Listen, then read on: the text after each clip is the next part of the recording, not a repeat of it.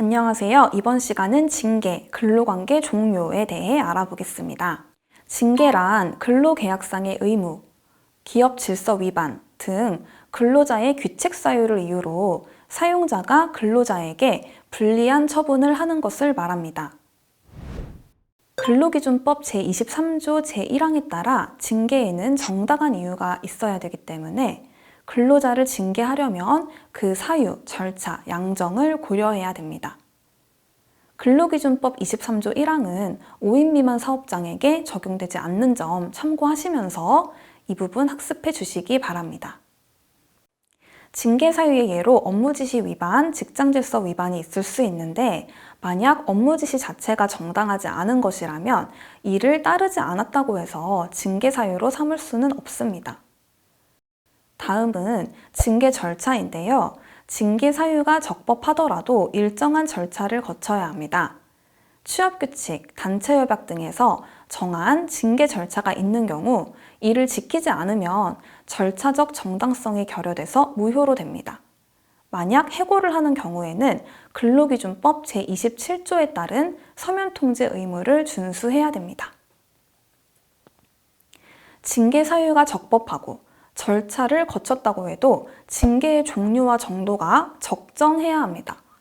징계의 종류는 견책, 감봉, 정직, 해고 등이 있는데요.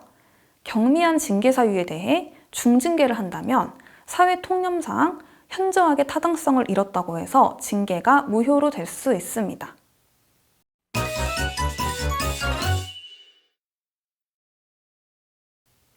이제 근로관계 종료에 대해 살펴보겠습니다. 근로관계 종료 사유로는 크게 사직, 해고, 자동소멸이 있습니다. 사직은 근로자의 동의, 요청에 의한 것으로 개인사정, 권고사직, 희망퇴직 등이 이에 해당됩니다. 해고는 근로자의 의사에 반하여 사용자가 일방적으로 근로관계 효력을 소멸시키는 것으로 통상해고, 징계해고, 정리해고 등이 이에 해당됩니다. 이때 해고의 사유가 되는 구체적인 사실과 해고 날짜를 종이로 된 문서로 정리해 서면 통지하는 것이 원칙입니다. 자동소멸은 계약기간 만료인 경우, 정년에 도달한 경우, 근로자가 사망한 경우 등이 있습니다. 여기서 권고사직과 해고를 구분하셔야 되는데요. 권고사직은 사용자가 근로자에게 사직을 권유하고 근로자가 동의해서 당사자 간의 합의에 의해 근로관계가 종료되는 것으로 해고와는 다릅니다. 그런데 권고사직으로 근로관계가 종료된 경우에도 근로자가 해고라고 주장하는 경우가 간혹 있는데요. 근로자가 해고라고 오해하지 않도록 주의하셔야 되고 사직서를 꼭 받아서 처리하시는 것이 분쟁을 막는 방법입니다. 수습기간을 정한 근로자에 대해 근로관계를 종료하려면 어떻게 해야 될까요? 간혹 일부 사업주 분들께서 수습 근로자는 수습기간 중에 또는 수습기간 끝나고 그냥 기간 종료하면 된다고 잘못 알고 계세요. 수습기간을 정했어도 해당 근로자가 기간제 근로자는 아니거든요. 그렇기 때문에 수습 근로자에 대해 일방적으로 근로관계를 종료시키는 것도 해고에 해당됩니다. 물론 일반 정규직 근로자와 비교했을 때 업무 부적격에 관해 객관적인 평가를 근거로 하는 경우 해고의 정당한 이유를 넓게 인정하지만 근로기준법 23조 1항의 정당한 이유를 갖추어야 하는 해고라는 점은 분명하고 그렇기 때문에 해고 절차를 갖추어야 하고요. 수습 종료 자체가 해고 사유가 될 수는 없다는 점 꼭 참고해 주시기 바랍니다. 해고 절차와 관련해서 단체협약이나 취업규칙의 절차를 정한 바가 있으면 이에 따라야 하고 근로기준법 제27조에 따라 근로자를 해고할 때 해고 사유와 시기를 서면으로 통지해야 되는데요. 근로자 입장에서 실질적인 해고 사유가 무엇인지 알 수 있도록 기재해야 되고 구체적인 날짜를 기재해야 해고의 효력이 인정됩니다. 근로기준법 제23조 제1항과 근로기준법 제27조는 5인 미만 사업장에 적용되지 않는다는 점 참고해 주시기 바랍니다. 다음으로 해고 예고 규정에 대해 살펴보겠습니다. 해고 예고 규정은 5인 미만 사업장에도 적용되는데요. 근로자를 해고하려면 적어도 30일 전에 예고하여야 되고 30일 전에 예고하지 않으면 31분 이상의 통상임금을 지급해야 됩니다.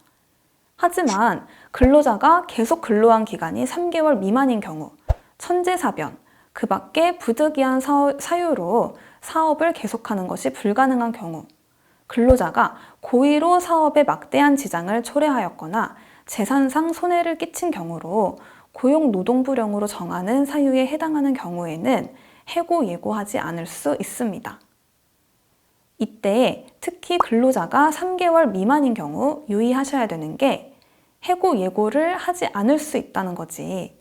5인 이상인 경우 해고의 정당한 이유를 갖추어야 되기 때문에 마음대로 해고할 수 있구나 라고 생각하시면 안 된다는 점입니다. 하지만 만약 우리 회사가 5인 미만인데 근로자가 3개월 미만이에요. 근데 너무 우리 회사랑 맞지 않다면 근로기준법 23조 1항이 적용 제외되고 해고, 예고, 예외 사유에도 해당된다는 점 참고해 주시기 바랍니다. 그 밖에 근로기준법 23조 2항에서는 보호가 필요한 근로자에 대해 일정 기간 해고를 할 수 없도록 규정하고 있는데요. 참고로 23조 2항은 5인 미만에도 적용됩니다. 업무상 부상, 질병의 요양을 위하여 휴업한 기간과 그 후 30일 동안, 출산 전후 휴가 기간과 그 후 30일간은 해고하지 못한다고 규정하고 있고요. 남녀고용평등법 제19조에서 근로자의 육아휴직 기간 동안 해고할 수 없다는 내용을 규정하고 있습니다.